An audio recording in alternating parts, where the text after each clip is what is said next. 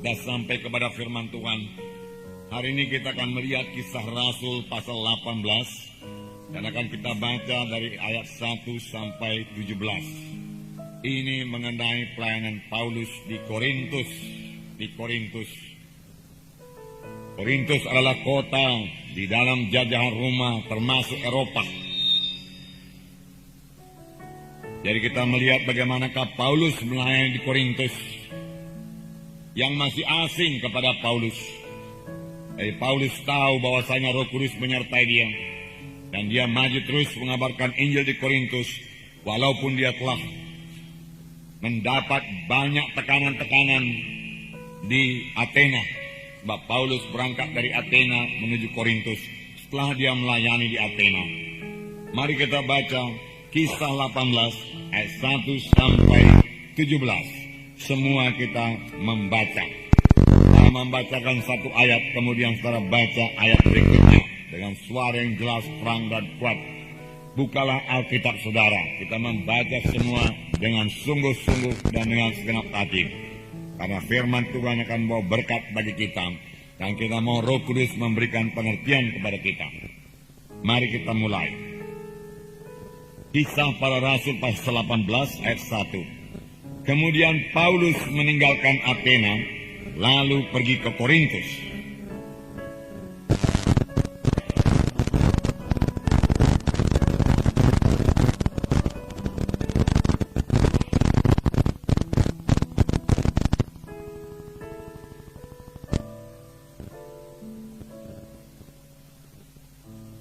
Dan karena mereka melakukan pekerjaan yang sama, ia tinggal bersama-sama dengan mereka. Mereka bekerja bersama-sama karena mereka sama-sama tukang kemah.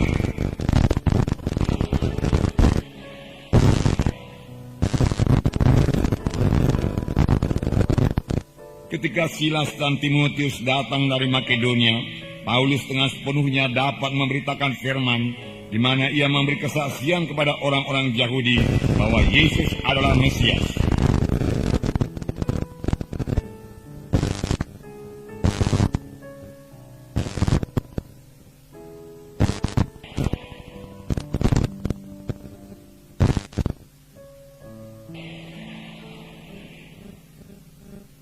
Maka keluarlah ia dari situ, lalu datang ke rumah seorang bernama Titius Justus, yang beribadah kepada Allah, yang rumahnya berdampingan dengan rumah ibadat.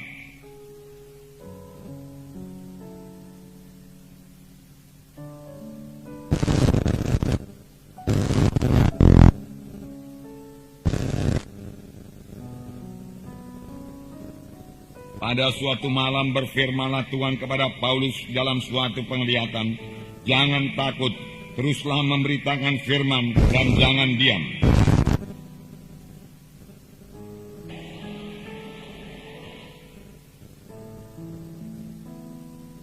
Maka tinggallah Paulus di situ selama 1 tahun 6 bulan, dan ia mengajarkan firman Allah di tengah-tengah mereka.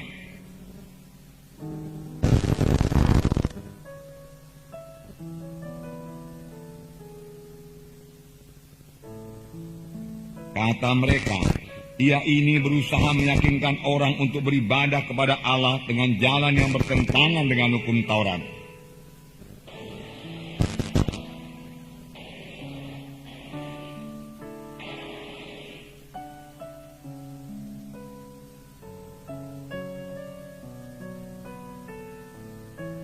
Tetapi kalau hal itu adalah perselisihan tentang perkataan atau nama atau hukum yang berlaku di antara kamu, maka hendaklah kamu sendiri mengurusnya, karena aku tidak rela menjadi hakim atas perkara yang demikian.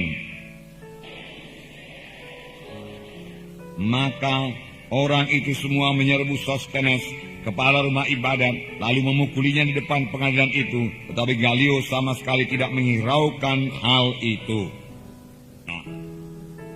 Saudara, dikatakan tadi di sini kemudian Paulus meninggalkan Athena lalu pergi ke Korintus. Memang sangat sulit pelayanan Paulus di Athena. Dan Paulus tidak begitu berhasil di Athena. Hanya beberapa orang saja selamat.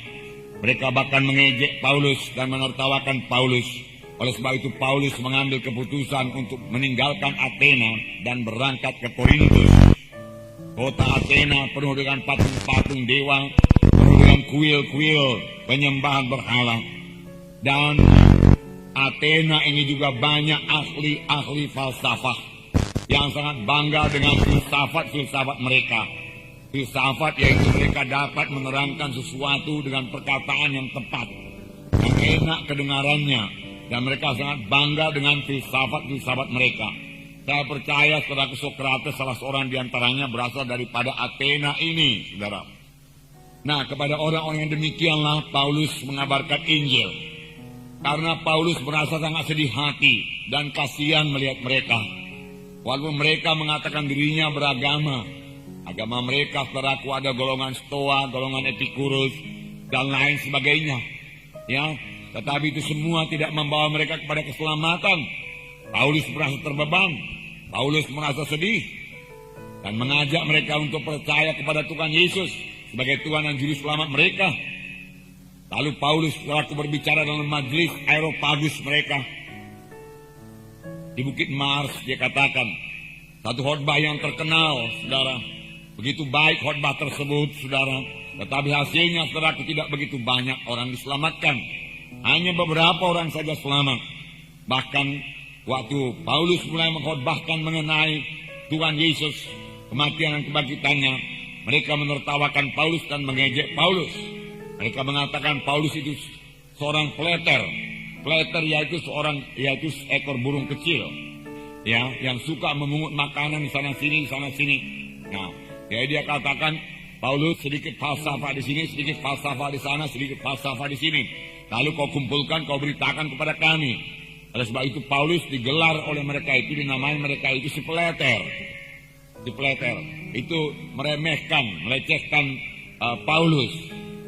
Jadi mereka, saudaraku, tidak percaya kepada Injil yang dibawa oleh Paulus.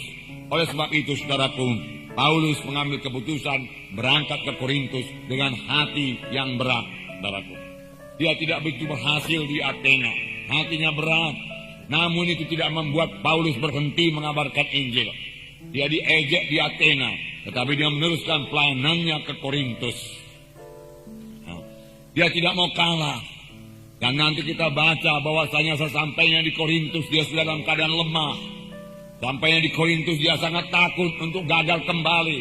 Dia khawatir dia gagal lagi. Dan itu membuat dia berserah dan bersandar sepenuhnya kepada Tuhan.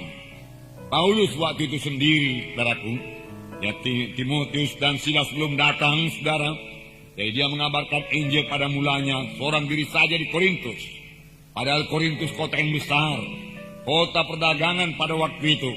Penduduknya kira-kira 400.000 jiwa. Itu masuk kota yang besar, jajahan Roma di Eropa. Kota ini megah, saudara, kaya. Tetapi kota ini juga memiliki akhlak yang sangat rendah. Karena dipenuhi dengan percabulan dan perzinahan. Dan orang-orang tunasusila banyak di sana. Karena di sana ada kuil, di mana kuil Afrodit, ada Dewi Venus, dikatakan Dewi Cinta, di mana di sana disediakan, ya, wanita-wanita tunasusila, saudaraku, untuk menyembah Venus ini, saudaraku. Dan ini adalah satu perbuatan amoral yang sangat dibenci oleh Tuhan. Jadi nyatalah, saudaraku, di Korintus ini Paulus menghadapi tantangan yang sangat berat. Tetapi dia percayakan Injil Tuhan. Dia percaya Injil Tuhan bisa mengobatkan mereka. Dan Tuhan yang mengutus Paulus ke Korintus. Oleh sebab itu bagaimanapun jahatnya kota itu, bagaimanapun najisnya kota Korintus itu, bagaimanapun gelapnya kota Korintus itu, Paulus mengabarkan Injil Tuhan dengan bersandar penuh kepada kuasa Tuhan. Nah, apa yang diperbuat oleh Paulus di Korintus? Yang pertama, saudaraku, kita melihat Paulus mengabarkan Tuhan Yesus yang tersalib dan bangkit dari kematian. Itulah berita Paulus. Kelihatannya di Athena, beritanya tidak begitu ditekankan kepada Yesus yang mati, Yesus Juru Selamat, mati menebus dosamu. Dia disalib, bangkit pada hari yang ketiga. Di Athena dia tidak menekankan pemberitaan itu.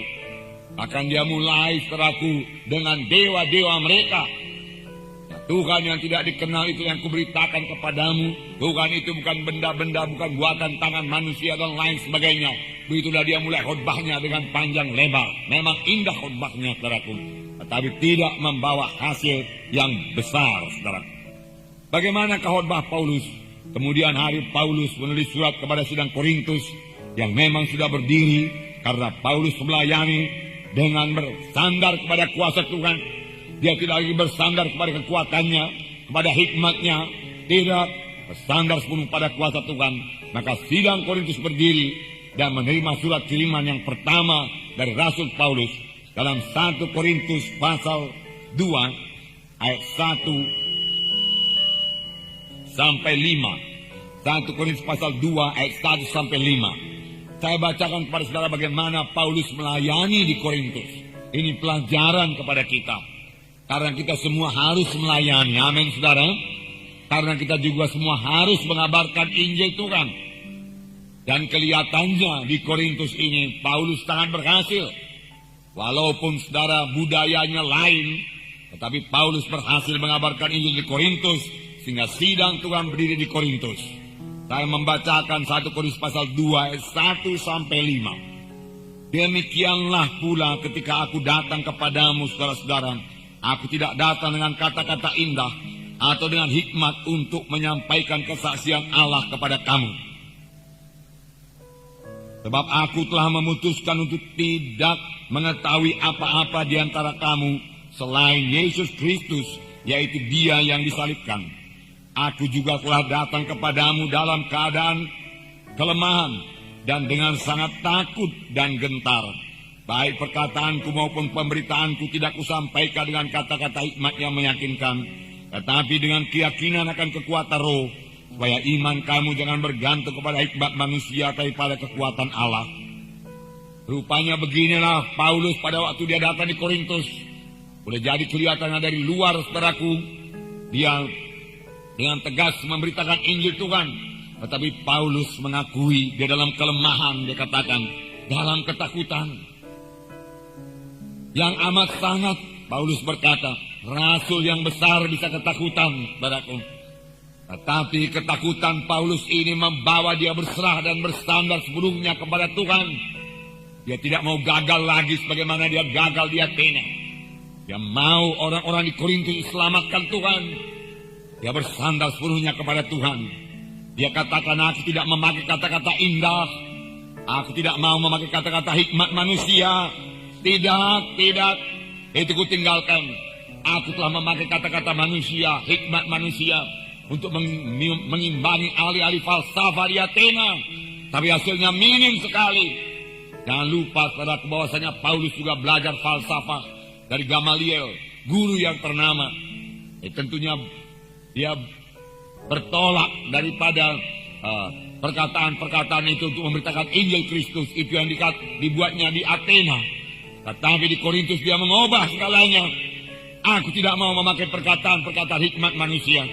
Aku pakai perkataan Tuhan yang hidup. Dia katakan, untuk menyampaikan kesaksian Allah kepada kamu. Dan aku pun sudah memutuskan tidak mau mengetahui apa-apa di dalam kamu. Aku hanya mau tahu apakah kamu sudah kenal Yesus apa tidak. Apakah kamu memiliki Yesus dalam hatimu apa tidak. Apakah kamu kenal Dia Juru Selamat itu yang telah datang ke dunia ini, anak Allah adanya, yang tidak pernah berdosa, yang lahir daripada perawan Maria. Kemudian dia disalibkan, mati, dikuburkan, bangkit pada hari yang ketiga, Yesus hidup. Itulah yang akan kuketahui di antara kamu, apakah kamu sudah mengenalnya atau tidak. Itu saja yang mau kuketahui. Dan kalau kamu belum mengetahuinya, aku beritakan kepadamu, dia katakan. Paulus sangat sadar akan keterbatasan manusiawinya, akan keterbatasan pengertiannya secara manusia, sehingga dia dalam keadaan ketakutan. Sini dikatakan, aku telah datang kepadamu dalam kelemahan dan dengan sangat takut dan gentar. Paulus mengakui semua kelemahannya, tetapi dikatakan Baik perkataanku maupun pemberitaanku tidak kusampaikan dengan kata-kata hikmat yang meyakinkan, tetapi dengan keyakinan akan kekuatan roh. Sekarang ku tidak bersandar lagi kepada hikmatku, hikmat manusiawiku tidak, kepada kefasihan lidahku tidak lagi, dia katakan. Aku sekarang, dia katakan, bergantung kepada keyakinan akan kekuatan Roh Kudus, akan urapan Roh Kudus. Aku bergantung sepenuhnya kepada Roh Suci untuk mengabarkan Injil ini kepadamu, berita ini kepadamu, supaya iman kamu jangan bergantung kepada manusia, tetapi imanmu bergantung kepada kuasa Tuhan yang belum berubah itu, dia katakan. Nah, saudara yang kekasih dalam nama Yesus, Paulus berhasil, saudaraku. Dan Paulus kemudian mengatakan dalam 1 Korintus pasal 1 ayat 18. 1 Korintus 1 ayat 18, saya membacakan kepada saudara. Mengapa dia tidak lagi memberitakan hikmat manusia? Di sini dikatakan, sebab pemberitaan tentang salib memang adalah kebodohan kepada mereka yang akan binasa.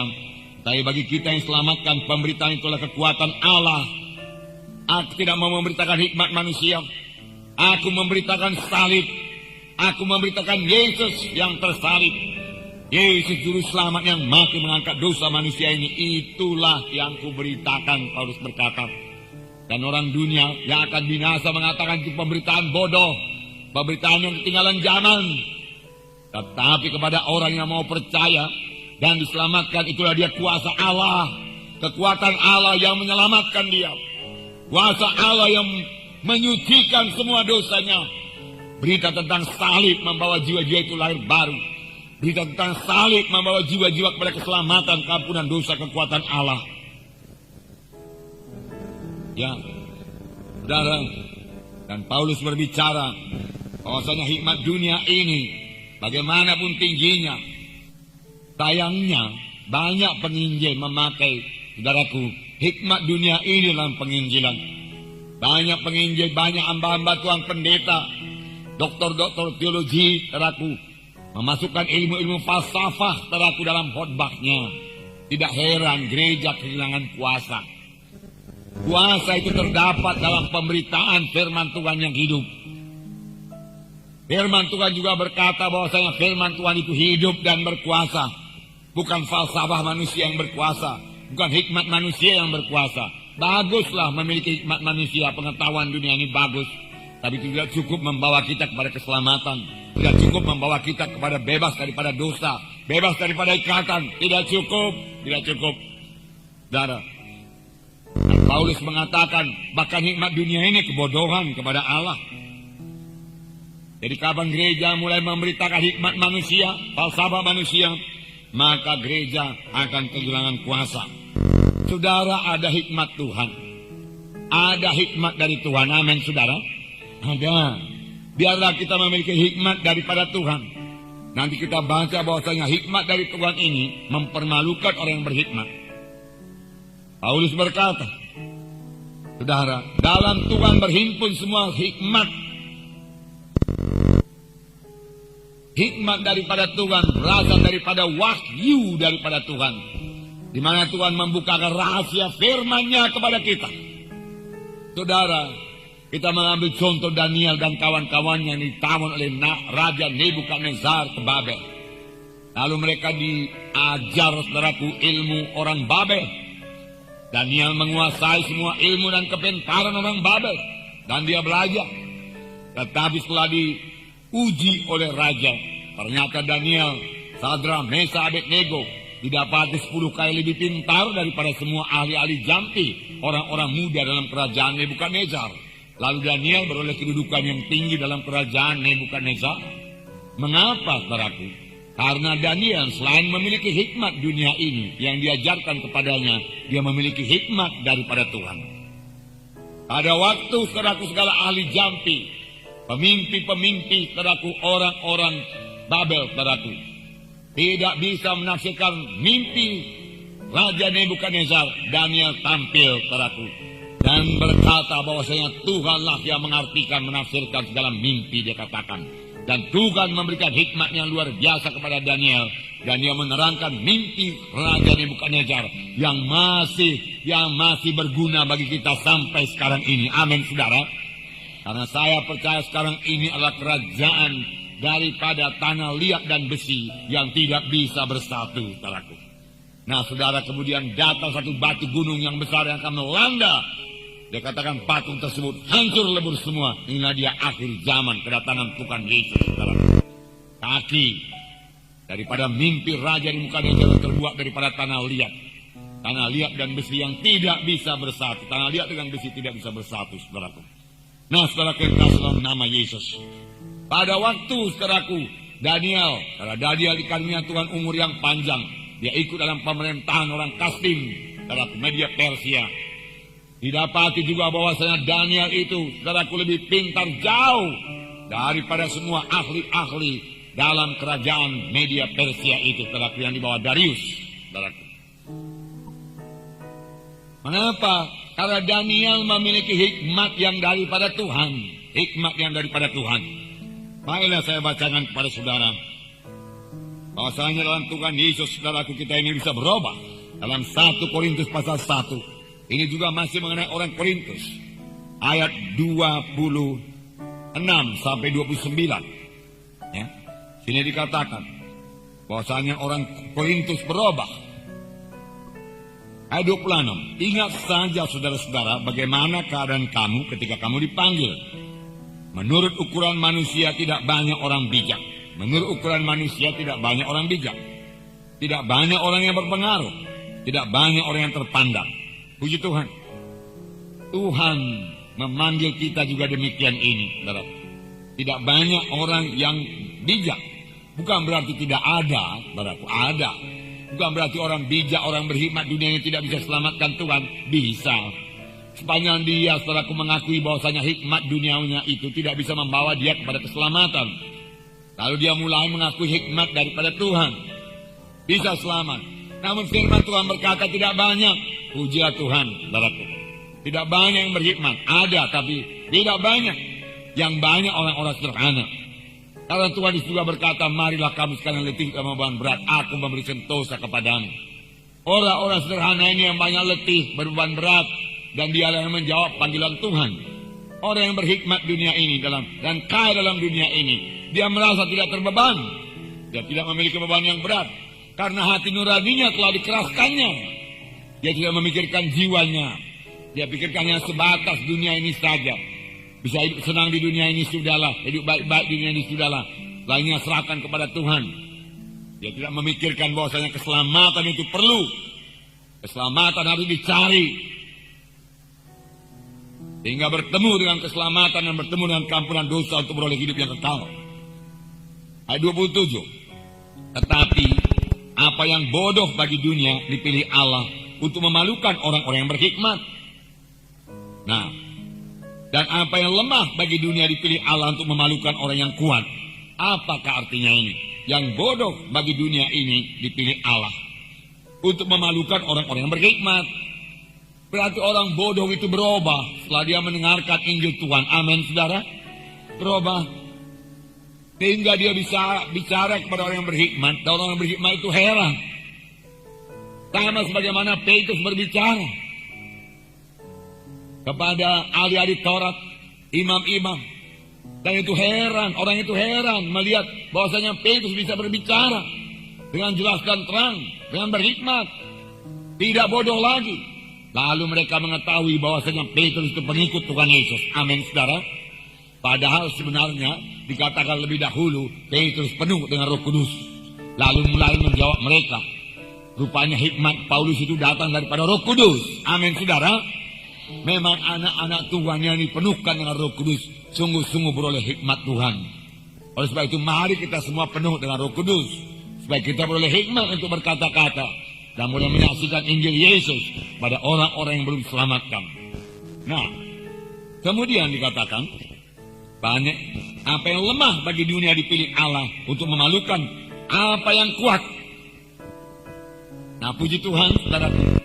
Saudara berkata, apakah ini berlaku bagi kelemahan badani? Saya percaya kelemahan badani pun ditolong oleh Tuhan. Tuhan mengkuatkan tubuh-tubuh kita yang fana ini. Roh Kudus menghidupkan tubuh kita ini. Sehingga kita yang lemah ini pun dikuatkan oleh Tuhan. Sehingga kita boleh mempermalukan orang yang kuat. Saudara, amin, saudara. Ya.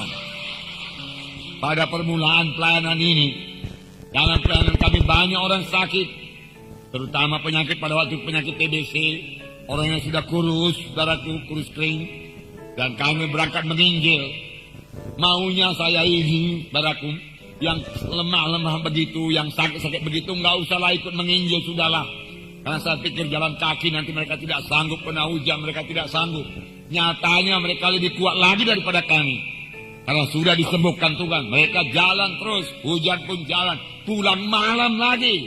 Saudara, tidak ada sesak napas. Saudara, mereka lebih kuat karena dalam kelemahannya mereka bersandar kepada Tuhan. Sama sebagaimana Paulus dalam kelemahan dan ketakutan itu membawa dia berserah kepada Tuhan, dan Tuhan tidak pernah mempermalukan orang yang bersandar kepadanya. Amin, saudaraku. Pujilah Tuhan, saudaraku, puji Tuhan. Dan apa yang tidak terpandang dan yang hina bagi dunia dipilih Allah, bahkan apa yang tidak berarti dipilih Allah untuk meniadakan yang berarti, supaya jangan ada seorang manusia pun yang memegahkan diri di hadapan Allah. Jadi kalaupun sekarang Tuhan sudah memberikan hikmat pada saudara, muliakan Tuhan dengan hikmat yang saudara peroleh daripada Tuhan. Jangan ada seorang memegahkan diri di hadapan Allah. Semua datang daripada Tuhan. Ada di antara saudara yang sudah diberkati Tuhan dengan berkat materi. Dahulu tidak ada berkat demikian, sekarang sudah ada. Pujilah Tuhan, saudaraku, karena semua itu berasal daripada Tuhan, bukan karena kuat saudara, bukan karena gagah saudara. Biarlah tidak seorang memegahkan dirinya di hadapan Allah. Semua datang daripada Tuhan. Saudara sudah sehat, haleluya. Tanya Tuhan, untuk apa kesehatan saya ini? Tuhan, saya pakai Tuhan. Tuhan, biarlah ini semua bagimu Tuhan. Pujilah Tuhan. Nah, Korintus berubah karena pemberitaan Injil Tuhan. Dipilih Tuhan orang-orang sederhana, kemudian orang-orang sederhana ini berubah.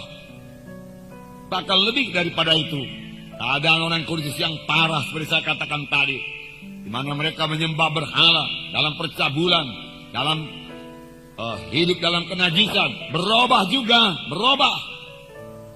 Mari saya bacakan dalam 1 Korintus pasal 6 ayat 9. Inilah keadaan orang Korintus. Ayat 9. Karena Paulus berkata, dahulu banyak di antara kamu begini, tapi kamu sudah berubah. Amin. Kalau dahulu kalian kita seperti yang saya bacakan ini, mari berubah sungguh-sungguh. Dan jangan pernah kembali kepada hal yang lama. Jangan pikirkan hal yang lama lagi. Yang sudah-sudahlah, kuburkan semua. Amin, saudara. Oleh sebab itu saudara juga perlu dibaptiskan. Minggu depan ada baptisan. Sehingga kalau hidup kita yang lama itu ada dosa, bencian Tuhan yang mengikat manusia lama kita, kuburkanlah manusia lama itu dalam baptisan. Nah, saudara boleh memulai satu hidup yang baru dalam Tuhan. Itulah dia baptisan air. Oleh sebab itu jangan anggap, saudaraku, baptisan air sana upacara gereja saja. Itu mengubahkan saudara. 1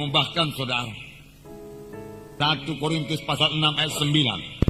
Atau tidak tahukah kamu bahwa orang-orang yang tidak adil tidak akan mendapat bagian dalam kerajaan Allah? Jangan lupa dalam ayat 11 saya bacakan sebentar. Dan beberapa orang di antara kamu demikianlah dahulu. Jadi saya bacakan lagi ayat 9. Atau tidak tahukah kamu bahwa orang-orang yang tidak adil tidak akan mendapat bagian dalam kerajaan Allah? Rupanya tidak adil, tidak mendapat bagian dalam kerajaan Allah. Mari adil. Amin, saudara. Nah, orang-orang yang tidak adil tidak akan mendapat bagian dalam kerajaan Allah. Kalau selama ini kita kurang adil, mari berubah jadi adil. Amin. Adil itu karakter Yesus, saudaraku. Ya. Jangan pertahankan ketidakadilan itu. Jadilah adil. Kemudian dikatakan, janganlah sesat, orang cabul, penyembah berhala, orang berzina, banci, orang pemburit, pencuri, orang kikir, pemabuk, pemfitnah dan penipu tidak akan mendapat bagian dalam kerajaan Allah. Ayat 11. Dan beberapa orang di antara kamu demikianlah dahulu. Jadi dahulu orang-orang Korintus ini banyak yang ikut dalam percabulan, penyembahan berhala dan lain sebagainya. Tetapi kamu telah memberi dirimu disucikan. Kamu telah dikuduskan Tuhan Yesus Kristus dan dalam roh Allah kita. Amin. Rupanya sepanjang kita sadar dan mau melepaskan semua dosa-dosa yang jahat tersebut, Tuhan mau menyucikan kita dengan darah Yesus dan menjadikan kita ini kejadian yang baru di dalam Tuhan Yesus. Amin. Oh, bermegah dalam Tuhan, saudaraku. Dan biarlah kita sadari supaya kita sungguh-sungguh meninggalkan semua dosa. Bahwasanya orang-orang cabul tidak mewarisi kerajaan sorga. Orang penyembah berhala tidak mewarisi kerajaan sorga. Walau dia orang Kristen. Walau dia menyebut nama Yesus. Bukan orang yang menyebut nama Yesus masuk dalam kerajaan sorga. Hanya orang melakukan kehendak Bapakku di sorga. Tuhan berkata. Banyak orang mau mengikut Tuhan Yesus. Mengaku dirinya orang Kristen. Tetapi tidak mau meninggalkan dosanya. Dia mau hidup terus dalam dosa. Enggak bisa lah, saudaraku. Firman Tuhan berkata, ya, tidak akan mendapat bagian dalam kerajaan Allah kecuali dia bertobat sungguh-sungguh. Karena ini kehendak daging.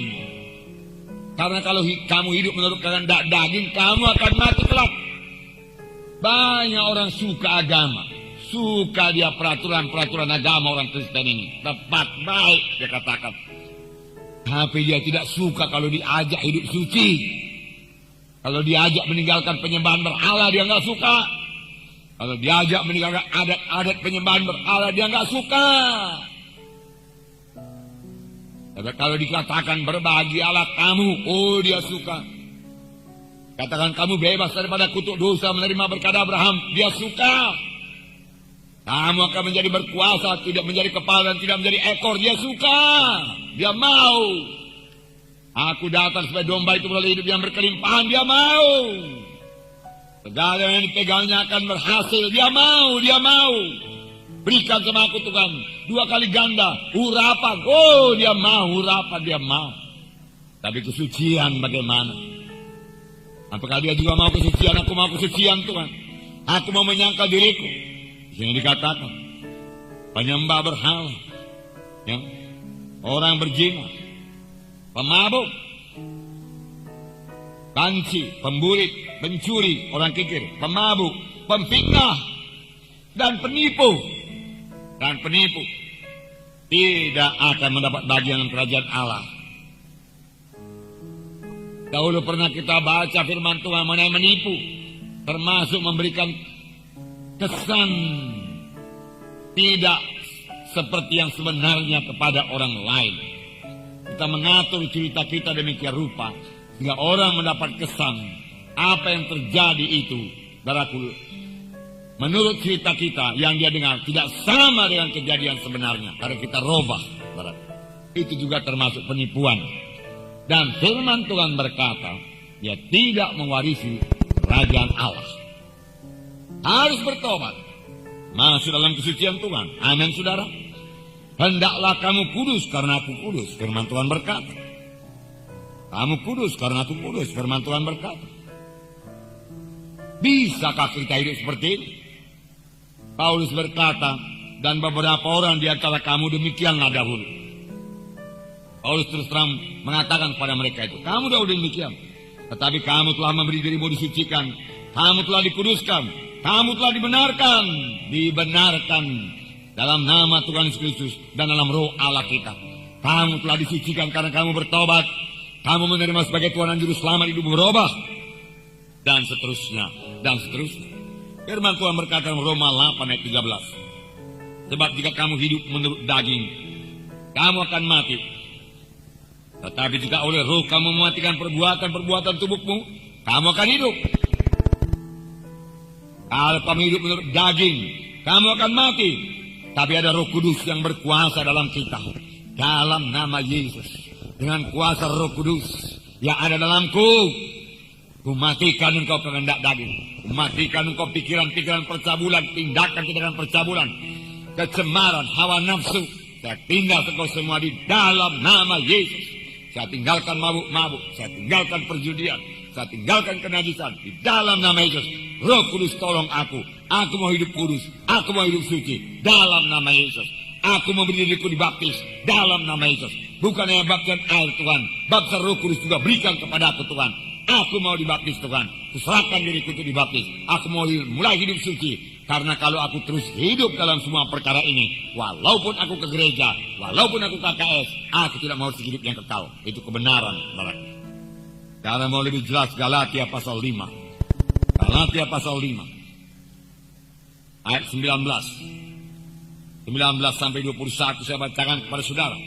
Perbuatan daging telah nyata, yaitu percabulan, kecemaran, hawa nafsu, penyembahan berhala, sihir, perseteruan, perselisihan, iri hati, amarah, kepentingan diri sendiri, percideraan, roh pemecah, kedengkian, kemabukan, pesta pora, dan sebagainya. Terhadap semuanya itu kuperingatkan kamu, seperti yang telah kubuat dahulu, bahwa barang siapa melakukan hal-hal yang demikian, tidak akan mendapat bagian dalam kerajaan Allah.